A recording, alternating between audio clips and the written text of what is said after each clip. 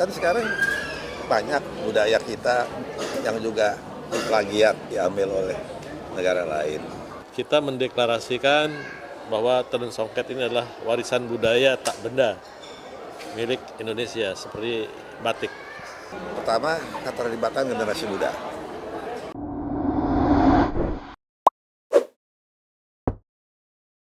Selama ini kan pembinaan di daerah diwakili oleh Dekranasda. Itu ada Ibu Gubernur, ada Ibu Bupati. Nah, kita harapkan cuman jangan sebatas pada pameran terus dibeli oleh aparat Pemda, setelah itu tidak berujung lagi. Mereka harus mampu mendatangkan investor, pembeli, sehingga tidak tertutup hanya sebatas waktu, sehingga terus bergulir. Saya harapkan melalui pemilihan putra-putri ini, wawasan kebangsaan, wawasan kedaerahan itu tercipta. Jadi mereka cara pandang dan pemahaman terhadap budaya lokal lebih mantap, lebih paham di tengah serbuan budaya-budaya asing yang masuk ke Indonesia.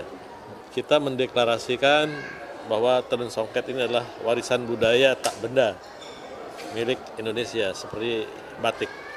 Ya, grand final ini kan upaya keras Prof. Ana dan rekan-rekan penggiat ya tenun songket ini yang sebetulnya sudah berjalan cukup lama.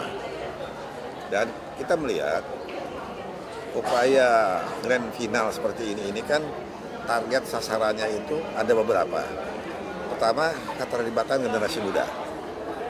Jika kita bicara generasi muda, seperti kita ketahui, mayoritas sekarang ini kan lebih banyak tertarik dengan budaya dari luar. Mengenalkan tenun songket nasional kita itu bukan hal yang mudah. Nah, grand final ini atau pertandingan-pertandingan seperti ini upaya yang memang dilakukan oleh Prof. Ana dan teman-teman. Dan bagian kedua adalah peran pemerintah ini diharapkan akan harus semakin terlibat, karena ini bagian daripada peningkatan kualitas, memberikan edukasi di bawah di daerah itu juga mereka perlu pemasarannya, tentu juga harus bantuan permodalannya. Nah, dalam konteks tadi ini kinerjanya kompleks. Grand final ini atau pertandingan-pertandingan ini bahagian kecil saja dari usaha, sehingga itu rekan pers itu diharapkan sangat membantu. Tapi ini juga dan samping itu juga target kita kan bukan sekedar melestarikan saja, tetapi juga memberikan prospek kehidupan daripada tenun songket kita ini, yang pemasaran juga harus bisa mencapai sampai ke luar daerah, ke luar negeri terutama itu.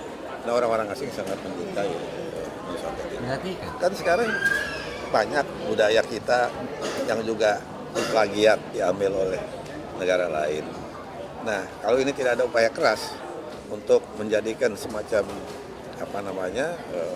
ciri khas Indonesia, nah, maka ini kan lama-lama bisa hilang. Jadi ini sebetulnya bukan hanya kewajiban penggiat tenun songket seperti Prof. dan teman-teman, juga kewajiban pemerintah memberikan ini. Baik departemen terkait seperti pariwisata dan lain, mau departemen-departemen lain yang bisa memberikan juga bantuan gitu. Baik untuk pendidikan, memperkaya materialnya, desainersnya yang harus juga perinian itu kan harus kita hidupkan terus.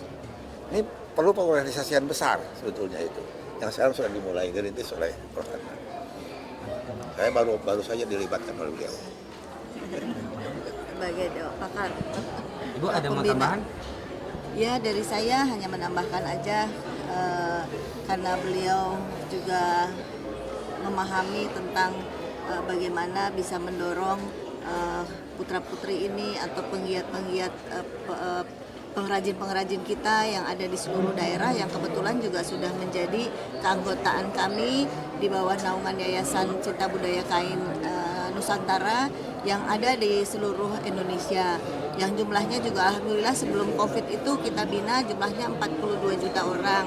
Nah, karena menurun sekali ketika Covid itu, maka kita harus dorong bagaimana membantu upaya peningkatan agar bangkit kembali pengrajin-pengrajin ini yang sudah kita bina, terutama juga yang selama ini sudah naik kelas lah katakanlah, kita bina sudah 37 tahun, maka karena COVID kemarin hancur, ya tidak ada demand, tidak ada daya belinya, tidak ada. Nah inilah upaya kita melakukan kegiatan pameran Konsolidasi.